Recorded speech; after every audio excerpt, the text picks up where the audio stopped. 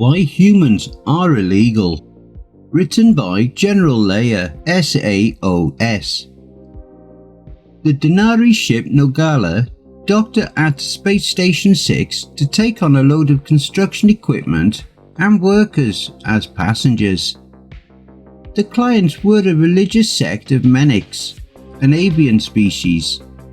They took astrology to a whole new level, basing their colonization policies, laws and trial outcomes on mystics who read messages in the stars, planets, moons, comets and even some meteorites. Captain Vaughan, a large crab-looking creature, motioned to the small mammal clerk, who resembled an otter. "Berg, summon Oxidize. I will speak to him about his behaviour regarding the Menics. I need to ensure that he does not offend." Berg held out a data tablet. "Captain, I anticipated your request and I have supplied Oxidize with all the necessary information regarding Menics culture and acceptable social interactions. Here is a copy of the information given."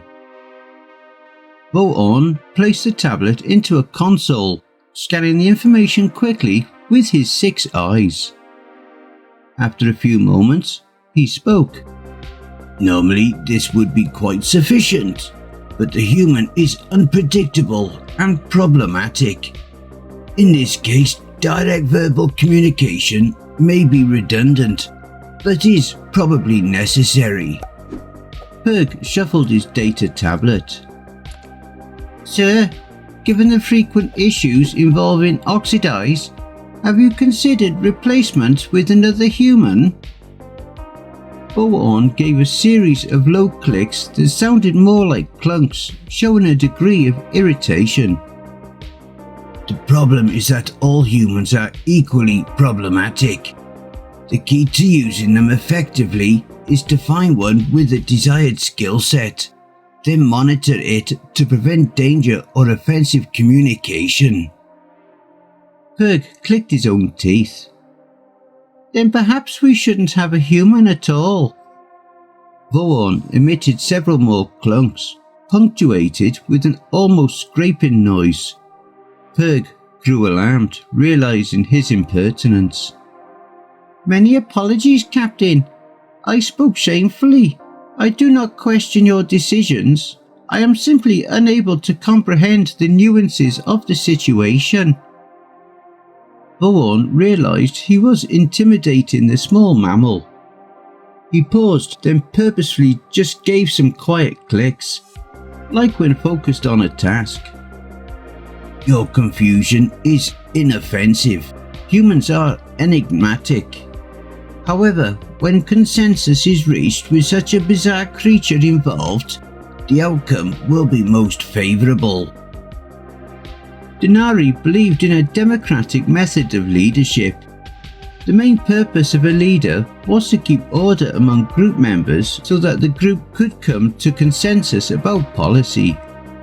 However, history had also proven that when a group did not have diversity of ideas and values, consensus of those who did not strictly adhere to the rigid philosophy.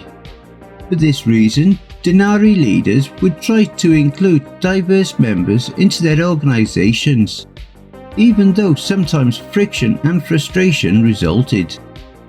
Humans were extremely diverse, both from other species and each other.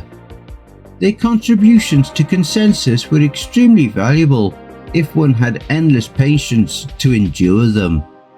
Berg bobbed his head in relief. "I shall fetch Oxidize immediately, Captain. What task would you like me to perform next?" Vaughan gave a sigh like a great bellows. "I must interact with Oxidize first, in order to assess necessary decisions." Berg left and went to the human cabin. He activated the visitor alert and he heard the human. "Come in." Berg walked into the cabin. Oxidize was not in the entertainment or rest area, so Berg went back to the sanitation area. He stood in shock. staring at the strangest thing he had ever seen. The human was naked, except for a groin cover that wrapped around its body. Its body was mostly bald with some light fuzz that would require several months to grow into decent fur. Previously, Purg had only seen the human fully clothed, which revealed its head and hands. Purg had seen the fur on the top and back of the human's head, along with the tiny tufts above its eyes. But now Purg saw almost the whole human, and it was just odd. The only other spots that had actual fur were where his arms were connected to its torso.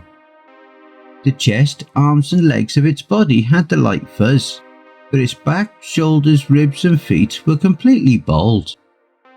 The feet of the creature were also oddly shaped, which was no surprise when looking at an alien, but its feet seemed to completely lack any sort of claws, heavy pads or calluses to give traction for walking and running.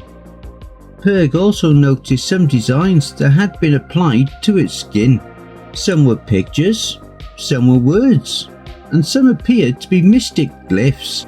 But absolutely the most bizarre thing was that the human had started growing fur on its face, but was using some sort of tool to remove it. Perhaps it had some sort of skin infection that required a medication to be applied directly to bald skin. The human stopped removing the fur from its head, wiped his face with a small cloth and greeted his guest. "What's up, Purg?" Purg had learned that this question was not relevant to height, elevated objects, or even ceilings and sky, but actually an inquiry about the present situation. "The captain will speak to you on the bridge." Purg noticed that the human had removed only the fur that had started to grow on the lower half of its face. It had left the small tufts above its eyes intact.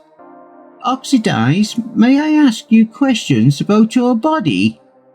The human gave a quick sigh and replied, "You can ask anything you want if you use my name, Rusty."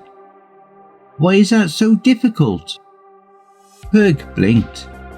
"Perhaps one day the ship will have a more sophisticated AI that will translate into your specific dialect." Rusty sat at the edge of his bed and started getting dressed. Purg had always seen the human almost fully covered, wearing far more clothing than any other crew members, and now he understood why. The poor bald creature must be freezing. As Purg watched Rusty getting dressed, the multiple clothing layers were unusual, but understandable. "How did you lose so much fur? Were you exposed to radiation? Why do you remove fur? Are you scheduled for surgery that would require depilation? Are you aware that you did not remove the fur from over your eyes? Was that intentional or an oversight? Are you sure your species is mammal?" Purg seemed to be exploding with questions, some a few bizarre, all of them fairly personal. Rusty didn't take offense because curiosity was natural when dealing with aliens. Also, Purg's people looked like otters and were only waist high, so it was impossible to get offended at anything that cute. "Slow down, Purg, one at a time. Yes, humans are mammals. I have the normal amount of hair for a human. This is just how we look. The hair removal from my face is traditional, leaving the eyebrows." Rusty pointed at the tiny fur spots. "Is normal. Although occasionally one of the subcultures on my world will remove eyebrows also, but it looks weird if you ask me. Any more questions?" Rusty had put on socks, a work jumpsuit with several pockets, and boots that laced up. He had covered the lower half of his body and was selecting a t-shirt to put on under the jumpsuit top. And there was a belt to add also. Purg bobbed his head excitedly. To see an alien up close like this and willing to answer questions was quite exciting. Purg eagerly looked forward to dinner when he could share all this information with the rest of his people. Are you usually cold? Does your kind have skin of different colours? What sort of environment is your natural habitat? Do your females have similar fur? Do your young have fur? What life stage are you in? It was assumed that you are adult, but your fur is similar to an infant. Are you an adult, or perhaps a juvenile? How long does your fur grow? Is this your summer or winter coat? Does your species wear so much clothing because you cannot grow enough fur? Or did you previously have more fur but shed it because you wear clothing instead? Is there any fur under your groin covering? The markings on your skin appear to be artificial. Are they temporary or permanent? Are they religious or family markings? Do females have such markings? Rusty chuckled. Purg was usually the calming influence in any situation. Quiet, efficient, diplomatic, dependable, and proactive in a completely innocuous way. To see Purg so excited and animated was, well, adorable. Like a boy watching a construction site. Some of the questions were a little surprising with their personal nature, but Purg was incapable of trying to be offensive. Rusty had to suppress the urge to pet Purg and give him a little scratch behind the ears. He answered Purg's questions while gathering a few assorted tools to put in his pockets. Females actually have less hair than males. Body hair is what you see. It doesn't get any longer. The hair on our heads and faces can get quite long, over half a metre. Yes, our hair loses colour as we age. Yes, I am an adult. Sometimes I get cold. He glanced at the chronometer. Didn't you say the captain was looking for me? Purg glanced at the chronometer as well. Ah yes, you are correct. But may I ask one more question? Rusty smiled. Shoot, Purg. Purg was momentarily puzzled. Often the humans said things that made no sense, and sometimes sounded potentially hostile, but clearly weren't. The easiest way to deal with this was to simply ignore the odd thing. May I touch your fur? Rusty's eyebrows lifted in surprise. He sat on the edge of the bed so Purg could reach his fur. Sure, go ahead. Rusty was even more surprised when Purg reached out his paw and stuck it into Rusty's armpit, wiggling his digits in the air. Rusty flinched and laughed from the tickling. Purg then quickly touched Rusty's shoulder where there was no fur, but some of the decorative marking. It didn't rub off, so it appeared to be permanent. Rusty finished dressing quickly, answering a couple more questions. Purg had produced a data tablet and was rapidly tapping away. Purg seemed to have an endless supply of data tablets and always a tablet with useful information no matter what the situation. As Purg and Rusty walked to the bridge, Rusty answered a few more questions, with Purg tapping away non-stop. When Rusty and Purg got to the bridge, Captain Vaughan and the rest of the bridge crew turned to stare at them, or more specifically, Rusty. There were endless rumours and speculations about humans, and Rusty was no exception. Some rumours had been proven, some disproven. The one thing that was consistent is that the human was guaranteed to say or do something bizarre. Oxidize. Purg has given you information regarding proper behaviour for the Menix. Is there any part of that information that is difficult to comprehend or objectionable to apply? Rusty shrugged. Seems pretty straightforward. My sister is into all that astrology mumbo jumbo, so I've learned to smile and nod. Rusty glanced around the bridge, looking out the corner of his eyes. It seemed like the other crew members always stared at him, like they expected him to perform tricks. Bowen chittered approvingly. It is agreeable that we have reached consensus so easily. I was unaware that humans practiced astrology. It is most fortunate that your own family has this religious preference and find it so agreeable. That's not what Rusty meant. Well, that is, sure for one, why not? Tell you what, I'm going down to the loading bay. Let me know if you need anything. He went down to the loading bay and storerooms, double checking empty cargo space and safety devices. He was not looking forward to this.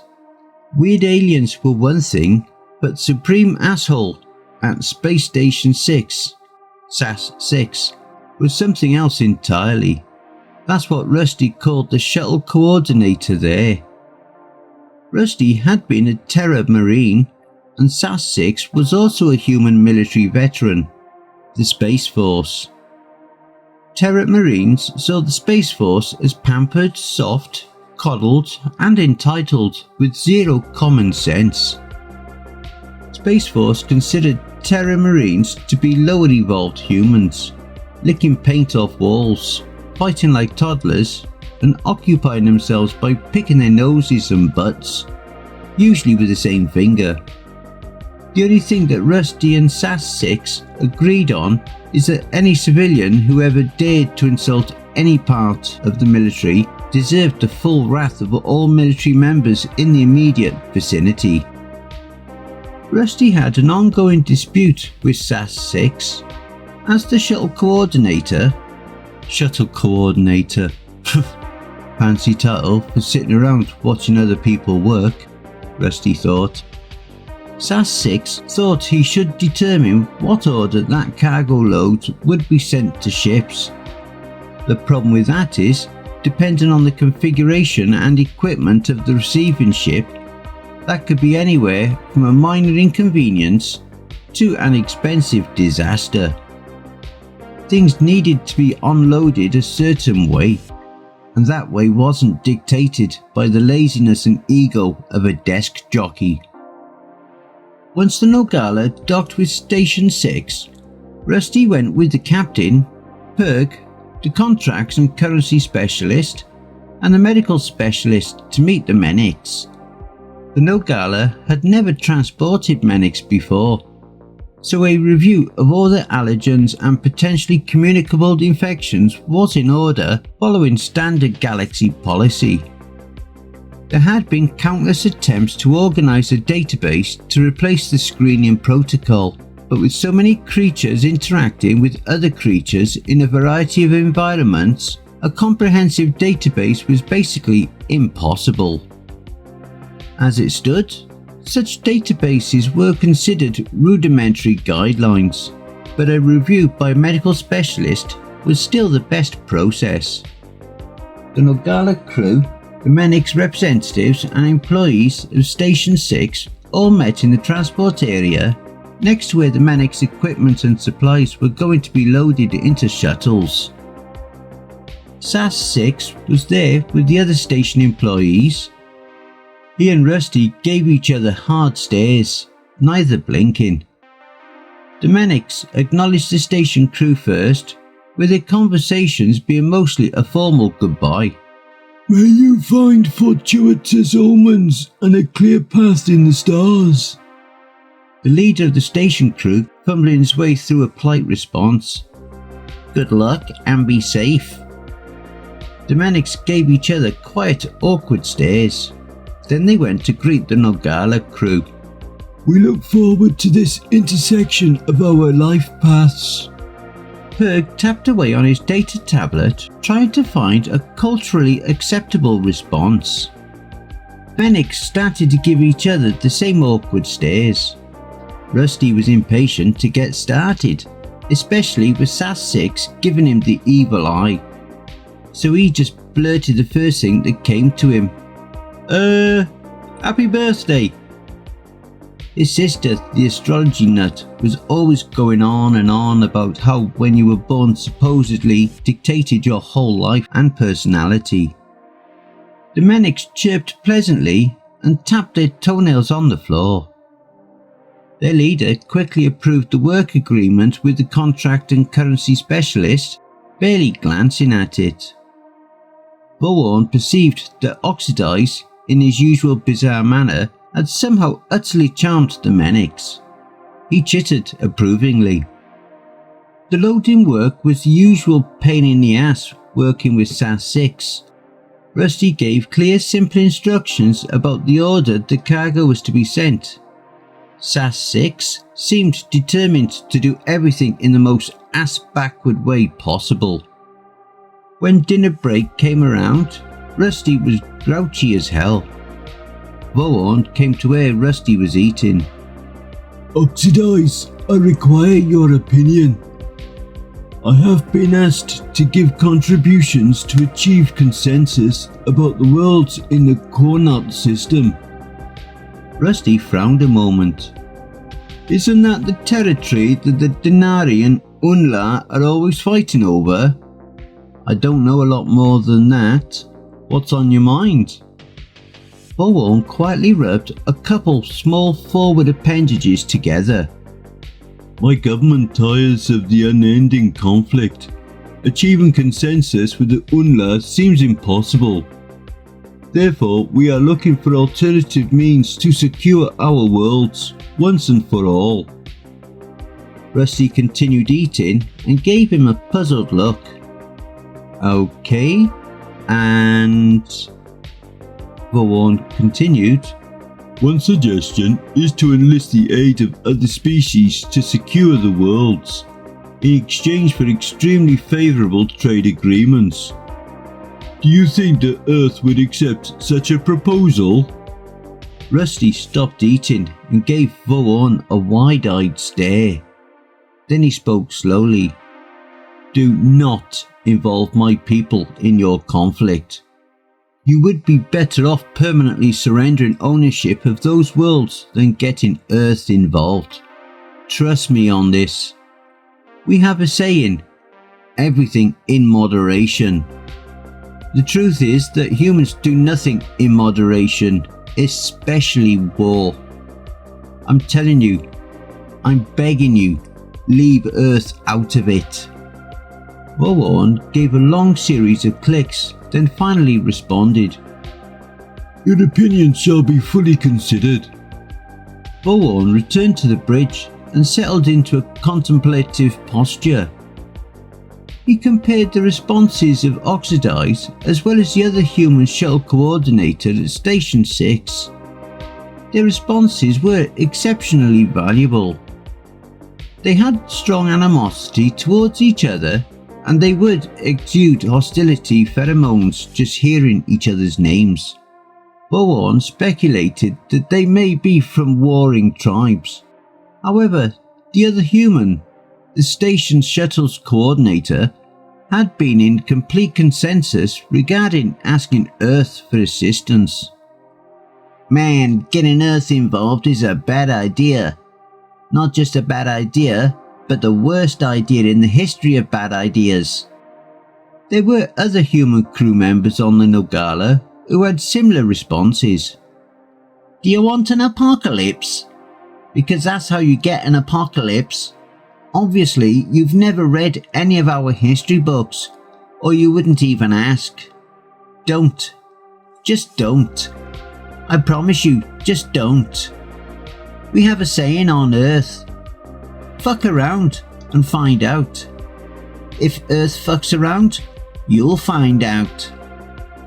Bourne, to achieve a more expansive consensus, decided to consult the Menix as well.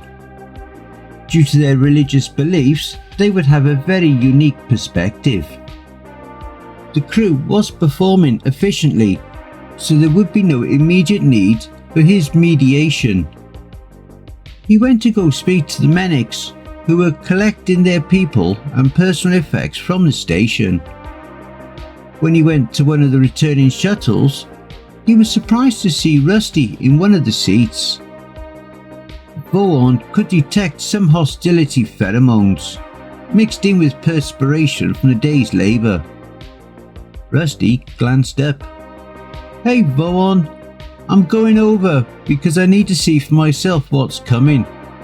That idiot shuttle coordinator seems incapable of giving a straight answer or following simple instructions."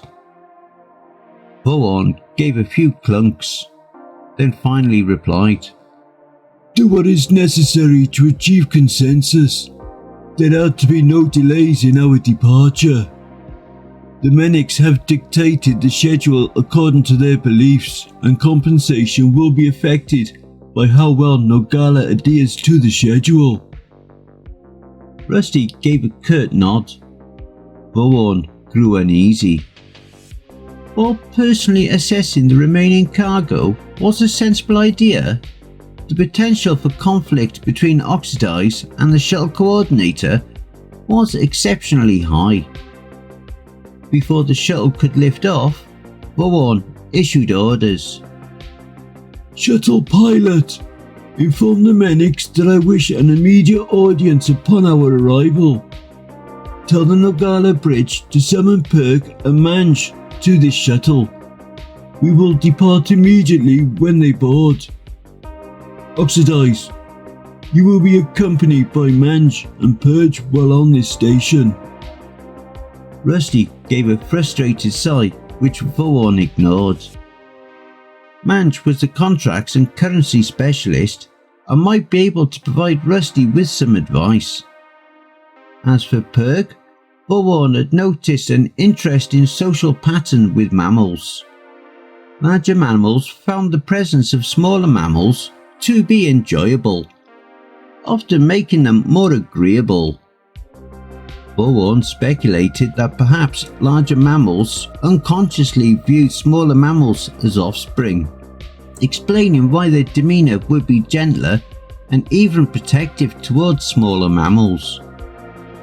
While Perg would not have any professional relevance, perhaps his presence could provide emotional soothing that would de-escalate interaction between Oxidize and the shuttle coordinator. Oxidize seemed to be particularly agreeable towards Perg. Perg, Manj and 3 of her husbands boarded the shuttle. Manj was an arachnid, meaning polyandry, lots of polyandry. Wherever Manj was, at least 2 of her husbands would be also, constantly kowtowing, hoping to be the next selected mate. It was beyond weird to Rusty.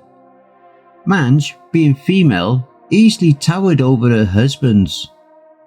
They were in a constant cooperative competition with each other, hoping to be chosen for mating. Being chosen, though, was literally the worst prize ever. During mating, she would kill the husband and weave him into a preservation web, so that when his offspring hatched, they could eat him.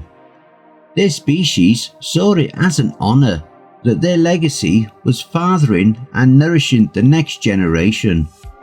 To Rusty, it was a freaking nightmare. But he also knew a few guys who had been through some nasty divorces that would probably prefer this. On the station, the interaction between Rusty and the shuttle coordinator was as bad as everyone feared. Aggression hormones were pungent. Shouted profanities and insults echoed off the walls, and there were even assorted threats involving various gestures, such as when Rusty held up the middle phalange of each hand to the shuttle coordinator's office when the coordinator was barking orders over the general intercom to the loading area. Of course, this was the precise moment that Vaughan and the Menix representatives came to the loading area. An intimidated forklift operator turned suddenly with his cargo. A wheel of his vehicle caught the side of a shuttle ramp, instead of up the smooth incline of the ramp. The forklift tipped on its side, damaging the battery that supplied the magnetic restraining clamps. Large cargo barrels spilled off the cargo platform. Rusty saw one of Manj's husbands standing dangerously close, frozen in fear. Corporal Robert Rusty Hauser, United Earth Terror Marines, sprang into action. The lights were super bright, but focused. Some noises were overwhelmingly loud, while others were silenced. His heart pounded impossibly fast. He began sweating and his body was running, moving, jumping, before he could tell it what to do. Time flashed in an instant at an excruciating slow speed. 95% of his brain shut down, and what little was active was his training, which took over everything. He ran over to the husband, getting hit and knocked down by heavy barrels, but immediately scrambling to his feet to continue running. He was aware of an incredible pain down his left side and another in his lower right leg and foot. He reached the husband and grabbed and flung him towards Mange. He heard a scream. The forklift operator was trapped in the fallen vehicle. He ran over to the forklift, wiping sweat from his eyes, which turned out to be blood. He was vaguely aware of alarms going off in the loading bay, with shouted orders coming over the intercom.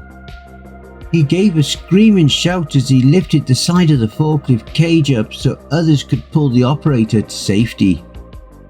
The scream was because his side hurt so badly he thought he would vomit. He was vaguely aware of broken ribs. His hands were slick with the blood from his face as he shouted at the others rescuing the operator to hurry. He tightened his grip, feeling his hands distend with metal cutting into his flesh. He was still losing his grip and shifted to try to hold it a few seconds longer because the operator's harness was caught. As he shifted, he became aware of the voice over the intercom was shouting, "Live wire!" Corporal Hauser screamed louder as electricity shot through his body, exploding in pain. He was going to be damned if he let go. The devil himself, with legions of hellfire, could come to beat him with red-hot pokers, and he wasn't going to let a man die. Not after Blood River. The others finally got the operator out of the forklift. Corporal Hauser saw a lower appendage and the tail of the operator had been crushed. As he dropped the forklift and hobbled over to the operator, he shouted, "Corpsman! On deck! Now!" As he looked over the operator, he noticed a large gash bleeding profusely and firmly pressed a bloody hand, applying direct pressure to the wound. Emergency medical specialists surrounded them. One pulled him off the operator, shouting questions at him. He saw where Vaughan, Mange and Purge were standing. He stood up to walk over to them, with incredible pain in his right shin and ankle. Purge scurried to him, looking alarmed. Even though the pain in his left side was so bad he could barely breathe, he said to Purge reassuringly, "It's gonna be okay." He took 2 steps, then his eyes rolled in the back of his head, and Corporal Hauser, decorated hero of Blood River, collapsed. His body hit the deck with a sickening thud. Purge went to visit Rusty in the ship's medical center. As usual, he had a handful of data tablets. One had more questions and notes about Rusty's fur. One had the results of the various investigations of the accident, which were all good news. There were a few others, including an after-action report from the medics. Purge anticipated that Rusty might be displeased by the report.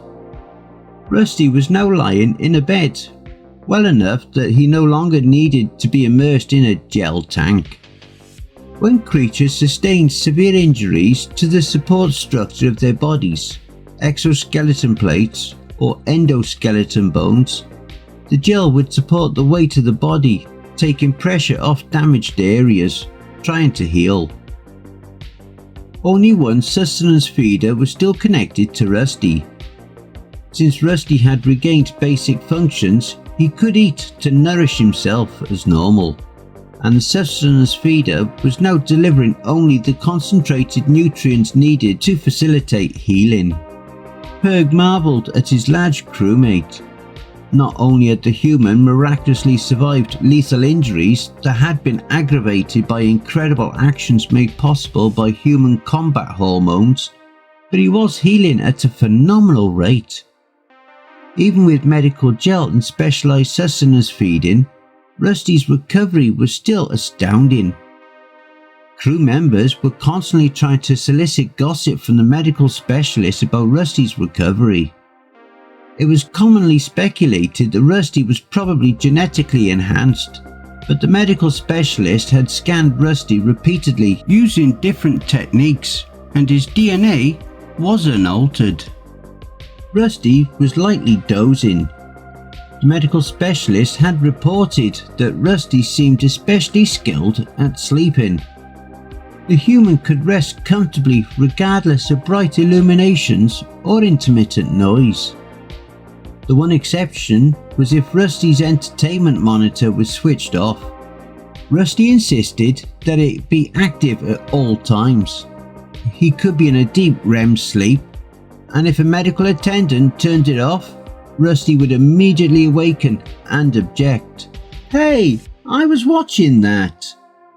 Even when it pointed out that the growl, barking noises Rusty made during deep sleep were much louder than the monitor, Rusty still stubbornly insisted on keeping the monitor on.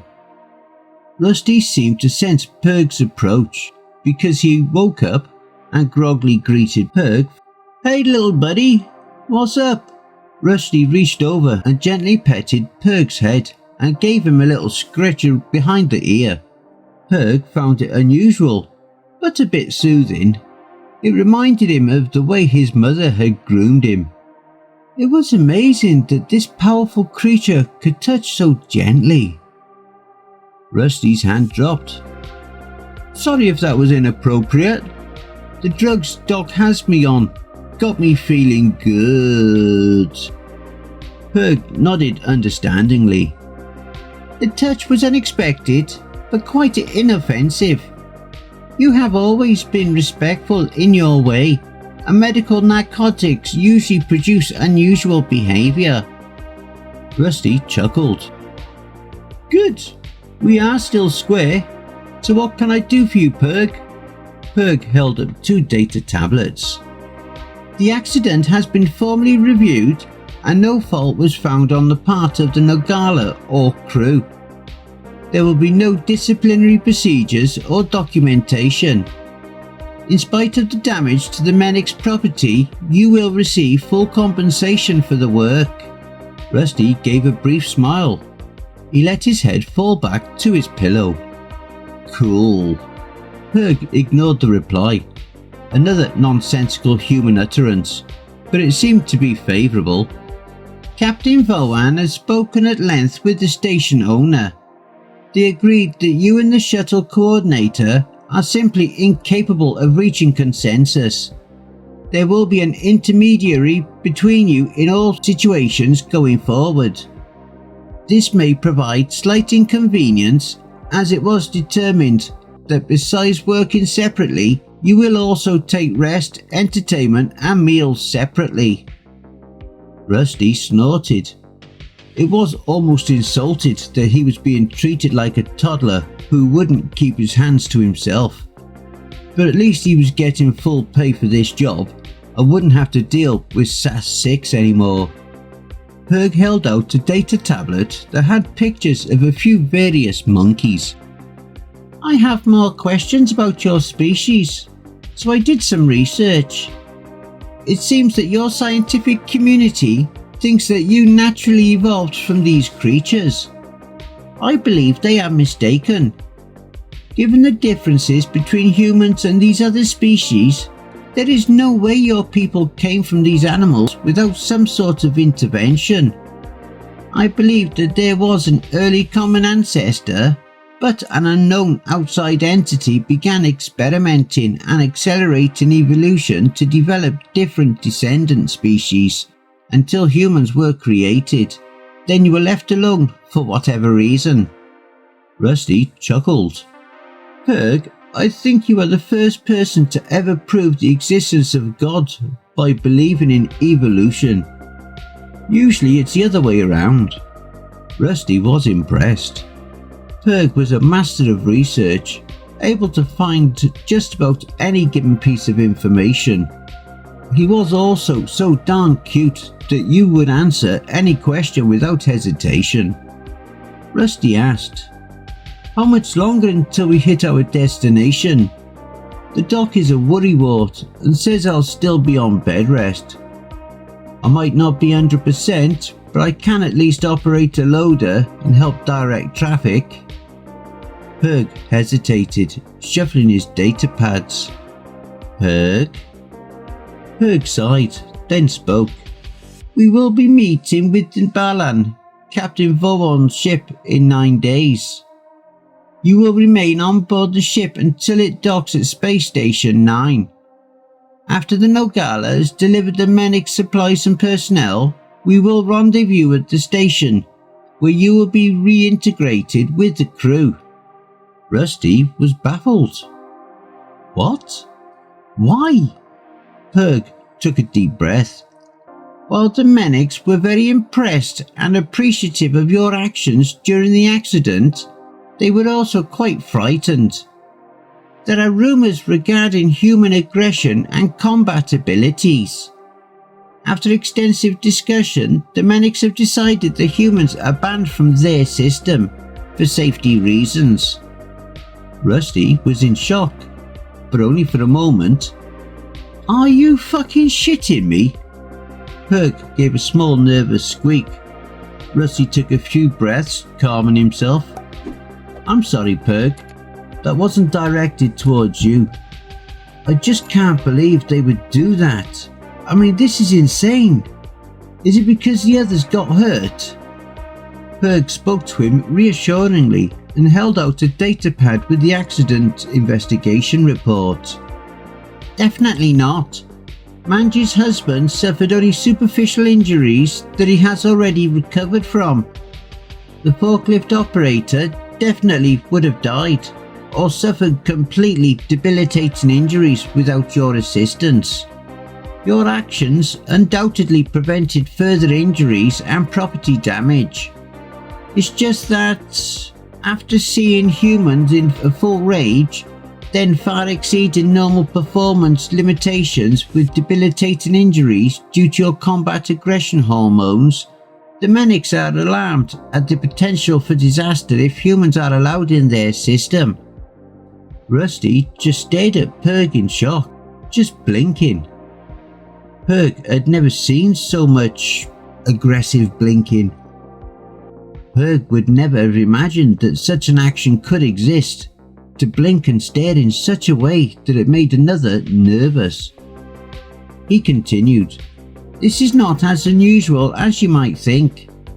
There are other bans in effect, usually between warring species or carriers of infection, and I have identified 8 other worlds that have banned humans. I compiled this list for your reference. Purg held out a tablet. When Rusty didn't take it, but just sat there, blinking, Purg put it next to the entertainment monitor. Rusty finally spoke. So, I saved 2 guys, prevented damage to cargo, got my ass royally kicked in the process, and the thank you is to banish my entire species. I'm not sure if I should be flattered or insulted. Purg thought a moment. I think flattered. I spoke with Manj. After seeing what you did, she said that if you were the correct species, you would absolutely be her first choice to mate. Rusty did a double take and his eyes crossed slightly for a moment. It seems that no matter how weird the universe got, it could always get weirder.